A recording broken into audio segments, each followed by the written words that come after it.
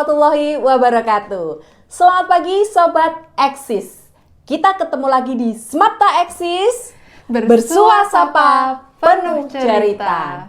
Cerita apa yang kita bawa pada episode kali ini? Nah, mungkin Sobat Eksis bisa melihat Bu Resa kali ini bertiga. Kalau di episode sebelumnya kita cuma berdua, kali ini kami bertiga. Ada yang istimewa tentunya di episode kedua ini. Nah, kali ini kita akan membahas sebuah program yaitu DigiCuan. Apa itu DigiCuan? Nanti akan dijelaskan oleh yang berkompeten ya. Nah, DigiCuan ini punya subprogram yang bernama Find Cash. Nah, sebelum kita bahas, mari kita berkenalan dulu dengan dua orang cantik yang hadir di tengah-tengah kita. Yang pertama adalah saya Sani dan narasumber kita dari Ibu Dewi Wahyu Ambarwati atau biasa dipanggil Bu Dewi. Iya, jadi ada Kak Sani dan ada Bu Dewi. Kak Sani, tadi kita sudah sedikit membahas tentang program DigiCuan dan subprogramnya Find Cash. Tolong dong dijelaskan sedikit, mungkin Sobat Eksis ingin tahu apa itu DigiCuan dan apa itu Find Cash. Silahkan. Oke, jadi DigiCuan itu sendiri adalah Digital Culture Activation, yang mana ini adalah lomba yang diadakan oleh Bank Indonesia, Bu. Oke. Nah, salah satu program kerja dari DigiCuan yaitu Find Cash atau Financial Education Podcast. Oh ya, menarik sekali ya. Rupa-rupanya ini adalah tentang keuangan. Itulah alasan mengapa kita menghadirkan Ibu Dewi di tengah-tengah kita. Tentu kalau berhadapan dengan beliau, berjumpa dengan beliau, kalian sudah paham bahwa pembahasan kita tidak akan jauh dari yang namanya cuan. Begitu ya, Sani ya? Betul. Nah, ini kayaknya topik yang menarik ya, Bu Dewi ya? Sangat menarik sekali Bu Resa. Iya. Tentang cuan, tentang uang. Iya, siapa sih yang nggak suka uang begitu ya? Betul ya Bu Resa ya. Materi yang Iya, yang luar biasa yang pasti juga akan ditunggu-tunggu oleh Sobat Eksis semuanya. Nah, Bu Dewi, kalau kita berbicara tentang uang di sekolah, mungkin tidak akan jauh beda dengan uang yang dibawa anak-anak. betul sekali. Alias uang saku, begitu ya. Iya. Jadi kalau kita membicarakan uang di sekolah, ya tidak akan jauh dari yang namanya uang saku. Nah, mungkin anak-anak di SMA 7 ini uang sakunya macam-macam ya Bu Dewi ya. Betul. Ada yang 50.000 sehari, nggak Wow. cukup. Wow. Ada yang 10.000 cukup-cukup aja. Cukup Nah, aja. kita akan membahas hal-hal itu ya Bu Dewi ya. Iya. Maka untuk langsung saja kita bahas, yang pertama adalah tentang pengelolaan keuangan. Alias belajar mengelola keuangan. Mungkin begitu ya. Iya. Mungkin Bu Dewi bisa menjelaskan sedikit tentang apa itu pengelolaan keuangan. Iya, jadi terkait dengan pengelolaan keuangan. Nah, kalau kita ngomong dikelola uangnya itu diapain sih Bu Dewi? Nah, yang pertama otomatis kita harus tahu bagaimana cara mempos-poskan uang kita. Nah, kita kelola uang kita secara baik, dana kita atur dengan baik, nanti biar bisa bermanfaat. Nah, Bu Resa, kalau ngomong terkait dengan keuangan, kita bicara tentang keuangan, ini erat kaitannya sama salah satu teori ekonomi, Bu Resa. Oke, menarik sekali. Nah, ini kita.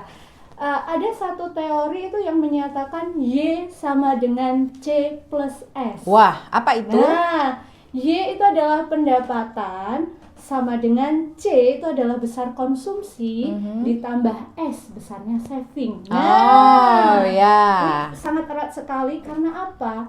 Anggap saja bahwasanya Y bagi teman-teman kita, anak-anak kita itu adalah uang saku mereka. Iya. Jadi pendapatan mereka itu pastinya bisa digunakan untuk C dan S, Bu Resa. Oh. Nah, nanti yang membedakan tiap orang itu adalah prioritas besarnya C sama S-nya. Nah, ini Iya. nanti akan kita bahas, Bu Resa.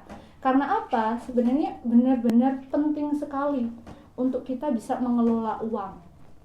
Minimal kita pertama itu harus bisa membedakan mana itu kebutuhan dan mana itu keinginan. Nah, itu penting sekali ya. Penting sekali, Jadi harus Bu Resa. membedakan ini yang harus didahulukan yang mana ya. ini Iya, berarti betul. kebutuhan. Ini, Oke, ini bisa dipending. Ini berarti bukan kebutuhan begitu ya. Betul Oke. sekali. Karena nanti erat kaitannya sama besarnya C dan S kita.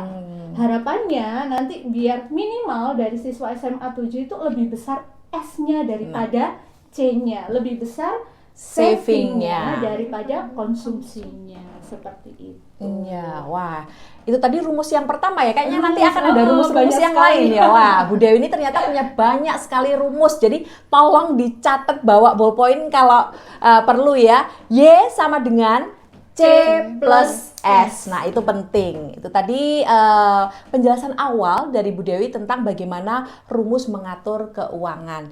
Jadi Y tadi berasal dari uang saku ya Bu Iya, Dewi. Nah, pendapatan kita, uang saku iya, kita. betul Nah, sekali. Kalau untuk kalian ya Sobat Eksis, Y itu adalah uang saku. Oke, sekarang kayaknya Sani mulai tertarik ya, karena ini sudah sedikit menyangkut tentang uang saku. Mungkin Sani ada yang ingin ditanyakan ke Bu Dewi? Terkait itu Bu, apa ya yang membedakan orang yang mengelola uang dengan baik sama orang yang nggak pernah mengelola uang? Nah, ini pasti akan punya perbedaan sangat signifikan. Yang pertama, satu tadi, ketika kita bisa mengelola uang dengan baik, kita nanti pasti akan bisa membedakan mana yang namanya kebutuhan dan mana yang namanya keinginan. Kita bisa membuat prioritas. Kalau di ekonomi itu namanya skala prioritas, Bu. Jadi ada yang namanya skala prioritas. Dari, oh ini adalah kebutuhan saya, oh ini adalah keinginan saya. Orang yang bisa mengatur keuangan, mereka akan tahu. Akhirnya mereka tahu, oh ini kebutuhan yang mau saya buat skala prioritas utama. Yang pertama, yang mau saya selesaikan terlebih dahulu, mau saya cukupi terlebih dahulu. Baru kebutuhan selanjutnya, kebutuhan sekundernya, kebutuhan tersiernya. Jadi yang pertama, ketika kita bisa mengelola uang dengan baik, kita bisa mengatur, oh ini kebutuhan, ini keinginan. Kita bisa membedakan itu. Yang kedua, nah erat tadi, rumus yang pertama, orang yang bisa mengatur keuangan itu orang-orang pasti yang memiliki tabungan, Bu Resa.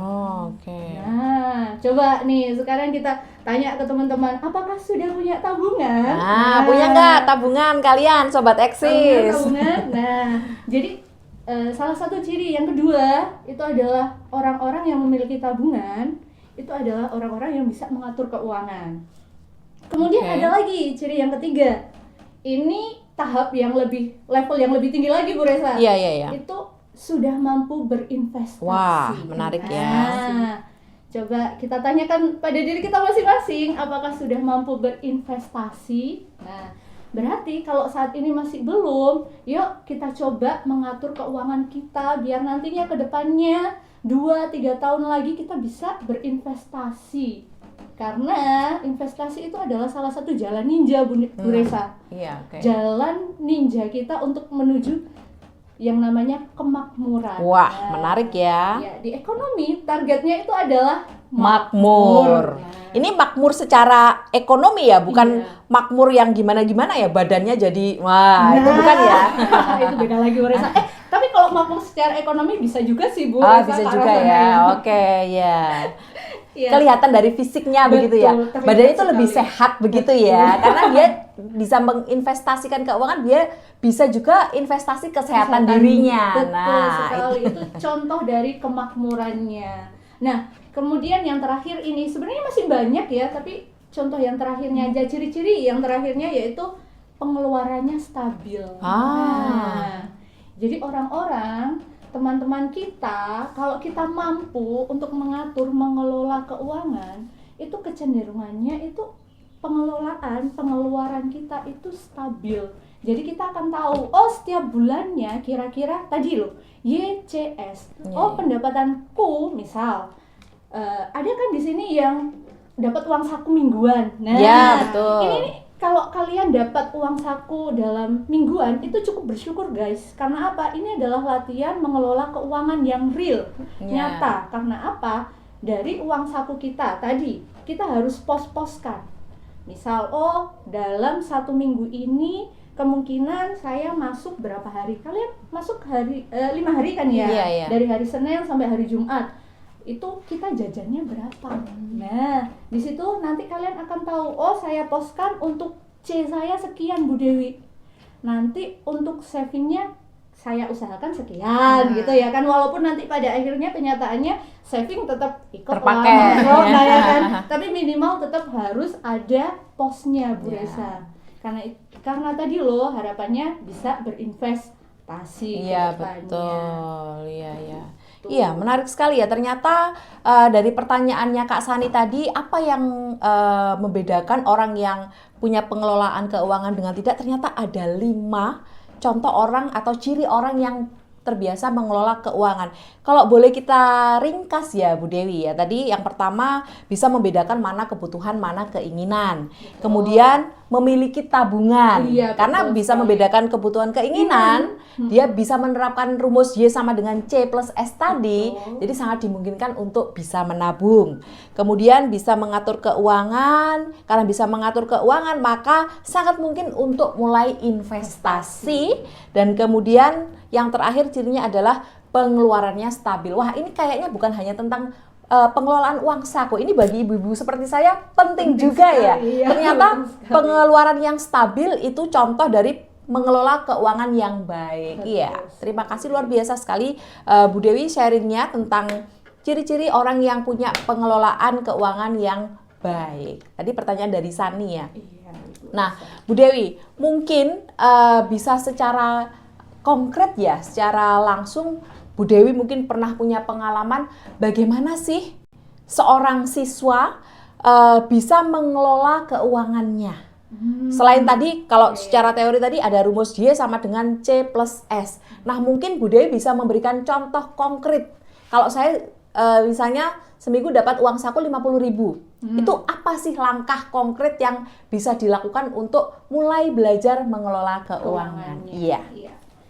Iya Bu Risa, yang pertama masih ada tadi terkait dengan skala prioritas. Nah, kita sebagai seorang siswa pasti sudah tahu skala prioritasnya kan Bu. Misal, uang saku saya 1 minggu itu 50.000. Itu pure murni untuk dipakai uang saku atau untuk beli bensin juga. Nah, kadang kan orang tua juga dikasih untuk beli bensin juga. Nah, itu benar-benar perlu pengelolaan sekali. Misalkan kalau 50.000, beli bensinnya berapa? Biasanya Kak Sani bagaimana Kak Sani kalau dari Kak Sani sendiri? Mingguan atau harian? Kalau Biar nanti saya sih bisa harian jadi contoh. ya. Oh, harian. Iya. Nah, oke. Kalau dari Kak Sani pengalaman berapa? Kalau saya sehari 50.000, tapi udah dijatah kayak ongkos pulang sama pergi ojek. Oh, berarti sudah include. Nah, ini Iya. kan masing-masing anak kan berbeda, Bu Iya, Risa. betul. Nah, yang paling utama dari uang saku itu kalian gunakan untuk apa? Oh, misalkan untuk konsumsi, mau harus beli jajan dulu Bu Dewi atau mungkin beli sarapan. Nah, biasanya kan dipakainya untuk beli sarapan. Anggap aja satu harinya itu adalah 20.000. Iya, rata-rata ya. Rata-rata misalkan anak-anak sekarang kan 20.000 ya Bu Risa. Iya, Beda betul. kayak angkatan kita Nah, ya Bu Risa. betul sekali. Nah, 20.000 itu nanti dipakai buat apa? Oh, saya skala prioritasnya karena belum sarapan Bu Resa, jadi beli sarapan. Nah, otomatis harus diposkan dulu beli sarapannya berapa. Itu kan kebutuhan primer ya, makan. Iya, betul. Nah, betul.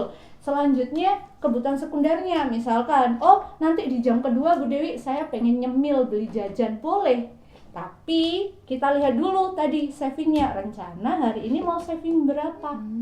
Misalkan dari uang 20.000 itu tadi saya belikan makan sama minum, kita poskan aja 10.000 ya Bu Iya, Risa. iya. Berarti kan masih ada sisa 10.000. 10.000, betul. Nah, ini tanpa untuk ini ya, tanpa uang bensin dan lain sebagainya ya. 20.000 pure untuk konsumsi kita Iya. aja, untuk makan jajan itu ya.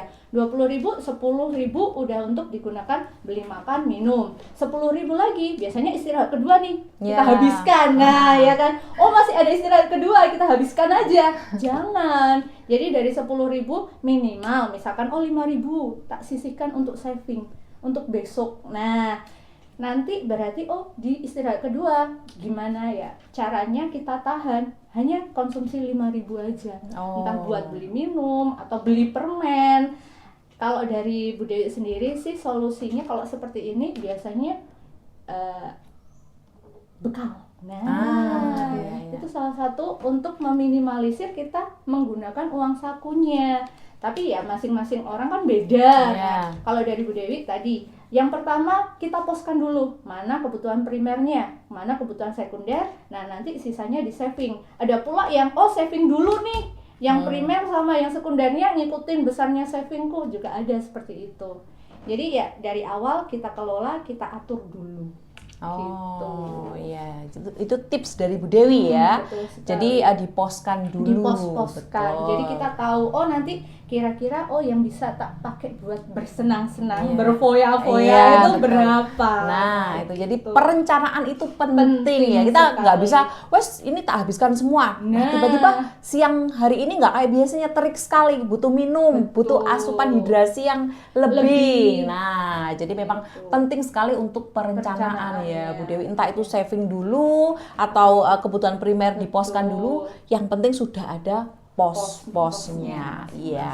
Jadi itu tadi tips dari Bu Dewi untuk Sobat Eksis. Pentingnya untuk melakukan perencanaan di awal. Jadi apa-apa yang harus didahulukan, tetapi jangan lupa tetap harus ada saving. Kalaupun itu terpakai, setidaknya ada dana kita sendiri ya Bu Betul, Dewi ya. Iya, itu jadi sebagai dana darurat juga bisa Iya, Bu Resa. betul. Jadi misalkan, lumayan nih, hari Senin udah kekumpul kan 5.000, hari Selasa kekumpul nih 10.000, jadinya kan 5.000, 5.000, 5.000. Misal hari akhir pekan nih mau keluar nih sama teman-teman, lumayan nih ada tambahan untuk uang jajan. Atau mungkin kalian pingin beli sesuatu kebutuhan tersiernya misalkan, nah bisa diambil dari uang saving kita tadi, kan bermanfaat sekali.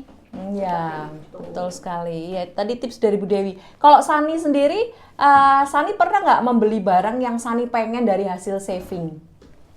Pernah sih Bu. Pernah ya? Iya. Jadi nggak melulu harus semuanya minta ya. Iya. Nah, itu tadi Sobat Eksis. Jadi tidak harus semuanya itu kita minta ke orang tua. Ini juga salah satu cara untuk belajar mengelola keuangan. Membeli kebutuhan, apalagi tadi Bu Dewi menyampaikan kebutuhan tersier.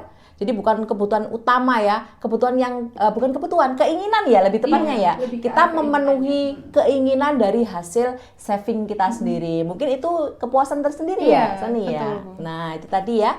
Mungkin bisa dicatat, ini rumus yang kedua dari Bu Dewi. Semoga bermanfaat. Nah, iya. Obrolan kita ini kayaknya memang betul-betul menarik ya. Iya. Jadi tidak terasa, wah ternyata sudah sekian menit berlalu. Sudah 15 menit berlalu, hampir 15 menit berlalu dari obrolan kita. Mungkin yang baru bergabung, yang baru menyimak, tadi menyimak juga sih, tapi sambil ngapain begitu ya. Mungkin mulai, oh ini ternyata sangat bermanfaat juga ya. Mungkin nanti Kak Sani bisa sekali lagi menanyakan pertanyaan-pertanyaan yang bisa di-highlight dari nanti apa yang bisa disampaikan oleh Bu Dewi. Silakan Kak Sani. Dari Bu Dewi sendiri tadi sudah menyampaikan tips dan trik buat menyimpan uang gitu ya Bu. Nah, tapi buat remaja yang nggak kebiasaan mengelola uang itu Bu, nah itu dampak jangka panjangnya itu apa? Nah, oke, dampak jangka panjang terkait dengan ketidakmampuan kita mengelola keuangan. Iya, betul Bu. Ini benar-benar sangat ini ya Bu. Ini menjadi sebuah permasalahan, Iya, case-nya iya, anak-anak betul, sekarang. Apalagi dengan tuntutan. Nah, Iya. tuntutannya anak-anak sekarang itu adalah gaya hidupnya. Nah, Sosial ya. sosialnya. Ini menjadi salah satu yang perlu kita garis bawahi everybody. Mulai dari sekarang, kita harus melatih diri untuk bisa mengelola keuangan. Kenapa? Kalau nggak bisa mengelola keuangan, takutnya ini efeknya adalah jangka panjangnya, guys. Jadi, dari kan kita nanti pada akhirnya juga akan bekerja ya Bu Resa ya. Iya. Turun ke masyarakat juga. Ketika kita sendiri tidak bisa mengelola keuangan pribadi, bagaimana untuk mengelola keuangan yang lebih besar lagi? Iya, betul. Nah, ya awalnya ya pasti nanti orang-orang yang tidak mampu mengelola keuangan, untuk keuangan yang cakupannya lebih besar pasti akan lebih berantakan lagi. Ya. Iya, iya. Minimal tadi balik lagi ya ke rumus tadi YCS. Ya, Mana besarnya saving, mana besarnya konsumsi. Bayangkan kalau orang nggak tahu wes uang berapapun dikasih pasti habis. Iya kan? Iya Bu. Lebih-lebih digunakan untuk hal-hal yang konsumtif. Iya. Padahal misal nih kita dapat uang 10 juta ya kan, satu hari full kalian habiskan, bisa kan Iya. dihabiskan? Bisa. Nah, satu hari habis bisa. Tapi jangka panjangnya apa kebermanfaatannya 10 juta? Nggak ada. Iya, Kalau betul. kita nggak bisa mengelola keuangan. Padahal dari uang 10 juta kalau kita bisa mengelola keuangan nih ya kan. Misal gampangannya dari 10 juta kita investkan. Nah, investkan minimal lah, beli emas. Kalau sekarang kan ya Bu Resa ya, kita dapat uang banyak nih ya kan, 10 juta kita belikan emas, 2-3 tahun lagi nilai emas kan pasti naik. ya. Betul, baliknya lagi ke kita. Ya. Nah, ini contoh kecilnya aja kalau sudah bermasyarakat. Nah, kalau dari kita sendiri, misalkan ini untuk siswa nih ya, kalau kalian nggak bisa mengelola keuangan, pada akhirnya tuh rasanya setiap hari itu kurang aja. Nah, uang saku yang dikasih orang tua yang besarnya 20.000, besarnya 50.000, 100.000, itu rasanya tuh kayak kurang aja. Terus akhir-akhirnya apa? Minta lagi orang tua, nuntut lagi buat ini loh mah ngopi, teman-teman ngajak jalan ke sana, nggak ada uang saku dan lain sebagainya. Nah, kan kalau dari kita sudah bisa menyisihkan, minimal misal teman-teman kita ngajak, ayo kita jalan ke sana yuk kita nongkrong ke sana. Oh, oke gitu loh. Dengan apa? Dengan uang sisa tabungan yang kita miliki. Nah, itu Bu Resa. Jangka panjangnya kalau bener-bener ini case-nya ini kayaknya itu kecil ya Bu Resa, kecil sekali, tapi ini dampaknya benar-benar besar. Kelihatan kok nanti pada akhirnya orang-orang yang tidak bisa mengatur keuangan, tidak bisa mengatur atau mengelola keuangannya itu akan nampak ketika dia sudah bermasyarakat secara langsung, kelihatan banget. Nah, makanya mulai dari sekarang yuk kita belajar untuk mengelola keuangan kita, minimal uang saku kita, uang pribadi kita. Seperti itu Bu Resa. Oke, jadi itu tadi ya, kalau sejak dini, sejak remaja ini tidak bisa mengelola keuangan, meskipun kelihatannya sepele hanya uang saku, itu nanti bisa berlarut-larut ketika sudah terjun di masyarakat, dia juga akan kesulitan dalam mengelola keuangannya. Wah, bahaya sekali ya. Tidak bisa mengelola keuangan itu satu hal yang agak serem ya Bu Dewi ya. Serem sekali sebenarnya, makanya ini melek terkait dengan keuangan finansial, melek finansial itu mulai dari sekarang guys. Karena apa? Sekarang pun para anak-anak remaja sekarang pun juga sekarang udah mengenal saham dan lain sebagainya. Nah, ini adalah salah satu wujud investasi yang bisa kalian lakukan. Yuk kita mulai open mindset kita bahwasanya pengelolaan keuangan nggak perlu nunggu kita kerja dulu. Nah, ini loh.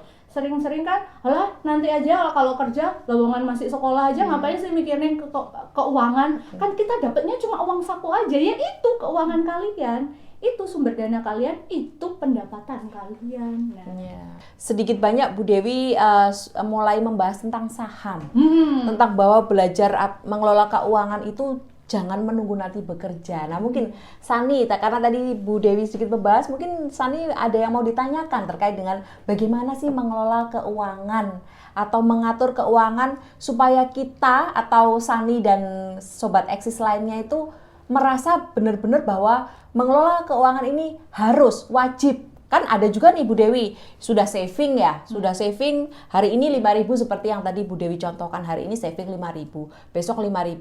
Hari ketiga, wah kemarin ada tabungan 10.000, tiba-tiba kok pengen bakso ya, tiba-tiba kok pengen apa begitu yang sebenarnya kalau uang itu nggak ada itu kayaknya nggak pengen deh, tapi berhubung ada uangnya, muncullah keinginan. Nah itu kira-kira bagaimana sih ngeremnya Bu Dewi? Oke. Kalau seperti itu balik lagi sih Bu Resa ya kan, balik lagi ke niat awal ya kan, niat awalnya itu seperti apa. Tapi sebenarnya juga bisa kok kita siasati. Misalkan yang namanya manusia kalau kelihatan itu pasti tertarik ya Bu Resa ya kan. Kita lihat barang yang cantik ya kan, barang yang wah ini lucu, pengen beli, wah ini indah, pengen diambil, pengen dibawa pulang nih kan, mau dibeli aja. Kita ada uang nih. Nah, kalau dari Bu Dewi tipsnya adalah kita sembunyikan nih Bu. Tabungannya itu kalau bisa itu kita sembunyikan atau kita tempatkan pada tempat khusus, misalkan dompet khusus. Nah, kita sendirikan dari tempat kita biasanya menyimpan uang untuk konsumsi kita. Nah, itu salah satu caranya. Jadi biar nggak jadi satu, jadi kelihatannya kayak wah uang saku kita banyak. Nah kan, padahal itu salah satu dari saving kita tadi. Jadi ternyata yang lainnya itu adalah dari sisa kita saving tadi. Bukan berarti uang sakunya bertambah, bukan. Jadi harus ada tempat tersendiri. Dan itu jangan diganggu gugat. Maksudnya ya kita amankan. Ya karena kita tadi balik lagi kita sudah punya prioritasnya, berarti tolong ini diprioritaskan, jangan sampai kita pegang, jangan sampai kita kurangi kalau memang bukan untuk yang benar-benar itu kebutuhan kita. Nah, atau bisa kita omong, ini adalah dana darurat kita lah ya, nanti dari dana saving kita pakai ini sebagai dana darurat. Kalau benar-benar darurat nih ya Bu Resa, misalkan kalau yang benar-benar udah kelaparan banget, udah nggak bisa ketunda, ya udah nggak apa-apa, mau gimana lagi. Tapi tolong selanjutnya dana darurat harus dikembalikan lagi sejumlah senilai yang sudah kalian sisihkan tadi. Jangan berarti diambil aja. Nah, ini kekeliruannya adalah udah diambil aja, nggak dikembalikan lagi. Iya, harus mengganti ya. Betul, boleh dipakai, boleh nggak apa-apa, tapi harus diganti lagi. Gitu. Itu salah satu ya mungkin solusi lah ya untuk menghadapi hal ini. Gitu. Ya itu mungkin bisa dicatat ya oleh Sobat Eksis bahwa bagaimana caranya supaya tabungan ini kita tidak tergoda menggunakan tabungan. Ternyata caranya adalah dengan jangan sampai itu kelihatan. Nah, betul. Kalau zaman dulu kan bisa pakai celengan ya. Iya, kayaknya celengan zaman sekarang ini juga canggih-canggih ya Budi. Ada yang misalnya celengan khusus 5.000 begitu kan ada ya. Ada dompetnya khusus sendiri juga ada loh Bu Resa. Untuk pengeluaran ini itu dan seterusnya ya, ada pos-posnya. Nah, itu tadi. Jadi kita juga tetap harus bisa menahan diri. Kalaupun dana itu terpakai, kita juga harus berupaya untuk mengganti ya Bu Dewi, supaya tidak kemudian itu menjadi tuman ya. Tumannya ini loh ya, yang kadang-kadang itu sulit untuk berubahnya. Iya, sulit untuk dikendalikan. Gimana ya ini ada sisa uang, padahal ya kan ini adalah usaha kita dari menahan hawa nafsu kita, nah kan. Lumayan loh kalau diambil sehari nggak kerasa habis juga Bu Resa ini nanti kalau nggak ditahan gitu. Iya, betul sekali.